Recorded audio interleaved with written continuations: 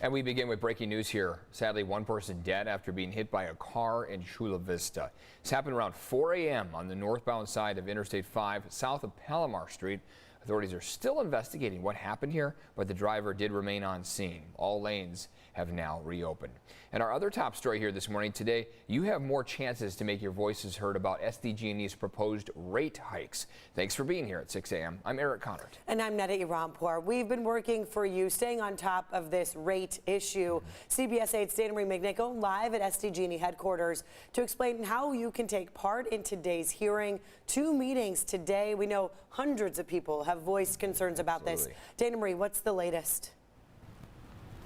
Well, I can tell you, Eric and Netta, that this is the first time in 4 years where SDG&E can propose those rate hikes. And let me tell you, those customers, they are speaking out against it. We actually spoke to a man who says that he's living on a fixed income and actually had to turn his heat off because of the hikes already. Are you waiting for someone to die? Well, it may have already happened, since I seriously doubt the coroner would list SDG&E rates as a cause or even contributing factor.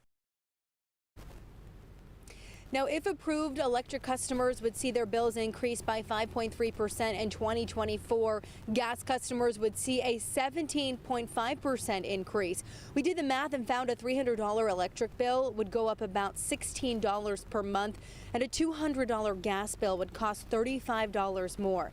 I found SDG&E is requesting these rates to cover a $3.3 billion budget proposal from 2024 through 2027. The utility company tells us California's clean energy and climate change policies, as well as regulations for wildfire mitigation efforts, are costly. These efforts are gaining support from tourism and Chamber of Commerce organizations. But now it's the public's opportunity to speak out. While rate hikes are often approved by the CPUC, these hearings are not a lost cause. They say in the past they don't always fully approve the full amount of the hike rate request. Now let's take a look at some of the information. 2 in-person hearings over SDG&E proposed rate hikes. The first one is at 2 p.m. The other is at 6 p.m. at Sherman Heights Community Center. Again, 2 chances to speak out against that. CPUC says that they've received 500 comments so far from customers, so of course we are expecting a lot of people to attend. I'm Dana Marie McNichol coming to you from SDG&E headquarters. Dana Marie, thank you. This morning, the community in Kensington is honoring a 6-year-old boy who died in a car crash. It happened yesterday morning near the intersection of Adams Avenue and Beyond Drive. This is a candlelight vigil that was held there last night. Bouquets piled up near the area where the crash happened. It was a very freak accident, you know. This could have happened to any of us. They're just doing their day-to-day, going to school just like the rest of us. I just know that for me, I'm going to hold my kids a little bit tighter tonight. Investigators have not said what caused the crash, but police tell us they are looking at how fast the cars were traveling and if distracted driving may have played a role. We're told drugs or alcohol are not being considered factors. This morning, a neuroscientist from UC San Diego is missing in Montreal, Canada. Dr. Ann Wu has not been seen for nearly a week after a fire at the Airbnb that she was staying in. Here's a picture of her. Now, in that fire, 2 people died, 5 remain missing. CBS 8 has learned some of the units did not have windows or working smoke detectors and not licensed to be even rented out. The floors and the roof of the building had collapsed during the fire, making it unsafe to enter. It could take days to weeks before firefighters can safely get inside. And now this morning, 2 registered sex offenders are in jail, held without bail right now after pleading not guilty at their first court appearance, facing new sexual assault charges. So prosecutors say 34-year-old Lawrence Cantrell and 70-year-old Michael Inman sexually assaulted a 16-year-old girl at a Motel 6, this one in El Cajon, last week. Prosecutors say there might be other victims. They're asking anybody with information to please call police. Then new information this morning, the murder trial of Larry Miliete will start October 9th. That date has now been set. He's accused of killing his wife, Maya, who's been missing since 2020. Her body was never found, but a judge ruled back in January there was enough evidence to hold her husband for trial. He has pleaded not guilty to 1 count of murder and 1 count of possession of an illegal assault weapon. This morning, San Diego doctors are trying to ease concerns about a deadly fungus. The CDC says Candida auris is spreading rapidly through healthcare facilities across the U.S. Now, we first told you about this earlier this week. We're now hearing from the medical director of infectious diseases at Rady Children's Hospital, who tells us for most people it is not going to cause any serious illness.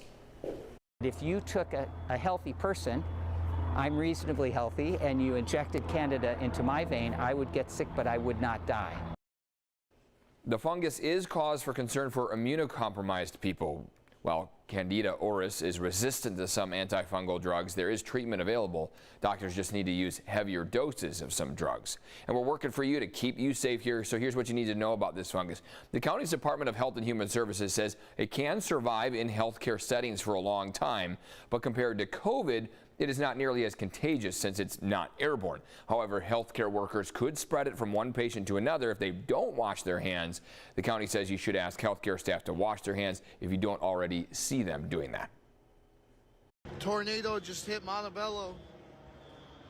Blew the roof off this building.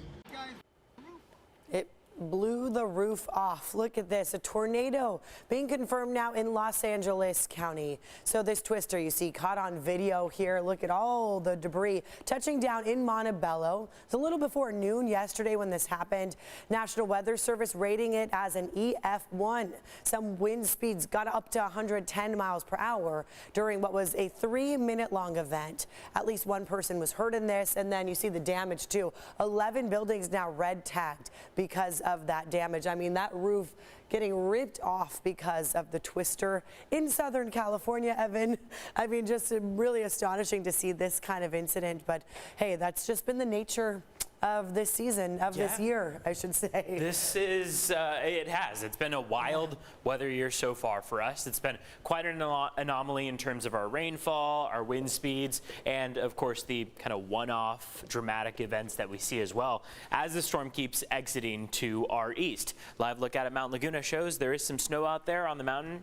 We right now only see single-digit numbers, so about 5 inches from Mount Laguna, from Palomar Mountain, whereas up at the San Bernardino County mountains, those totals are closer to a foot and a half in some cases.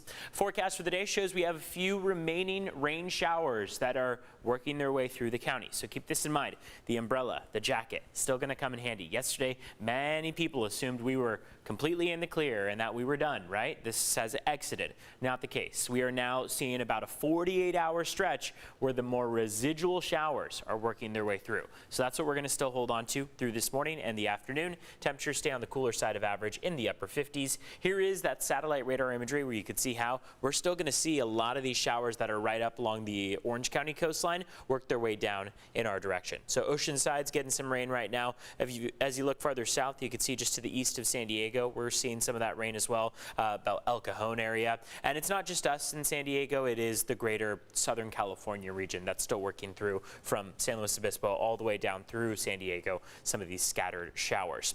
We see conditions outside right now with a few showers for San Diego, Oceanside, Escondido, Poway, and Chula Vista are dry for now, but overcast skies are still starting off the morning. Temperatures across the county are mostly in the upper 40s and low 50s. It's the final day of any remaining wet weather, really the final morning, because by evening we'll be back to dry skies, and then we'll get a moderate boost in temperatures throughout the rest of the week. Monday's going to be by far the warmest. That's as offshore flow starts to build and temperatures climb to the upper 60s inland. It's only going to be a one-day stretch of it, though, in the upper 60s, because then we cool down and another chance of wet weather moves into the forecast by the middle of next week. Let's take a look at traffic at 6:09 right now. There are 3 things to mention that have made us pretty busy this morning. Middle lane blocked with a crash on the 5 southbound at Via de la Valle. On the 805, number 1 lane blocked with a crash on the 805 northbound at Vista Sorrento Parkway, and a crash on the 15 southbound at the 8. Back to you.